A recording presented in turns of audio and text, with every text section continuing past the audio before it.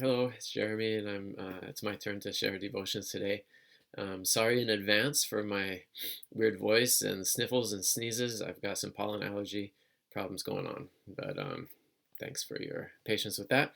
The devotion I want to share today is from a couple days ago when I read Psalm 40, and the verses I wrote down in my journal are these verses 11 and 12.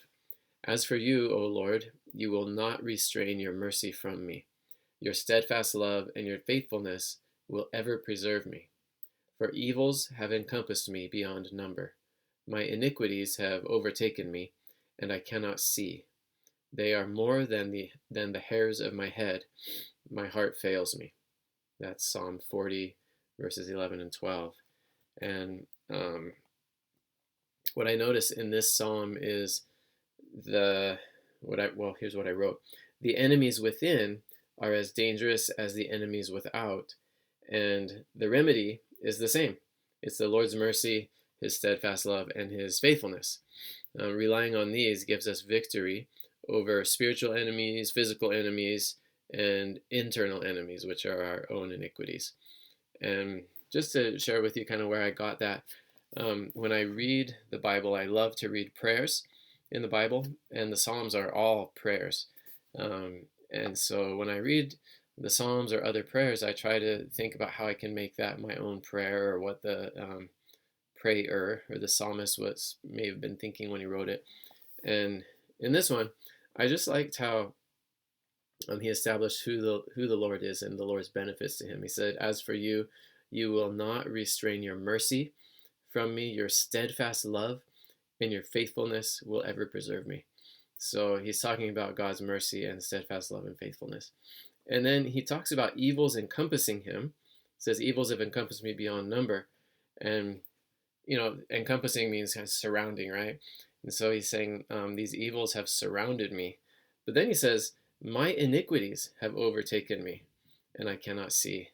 And I thought, this is really true. We have enemies that are outside of us, temptations, and the devil's always attacking us. We may have even real people who treat us like enemies, but our own iniquities, our own thoughts that lead us astray, those are enemies too.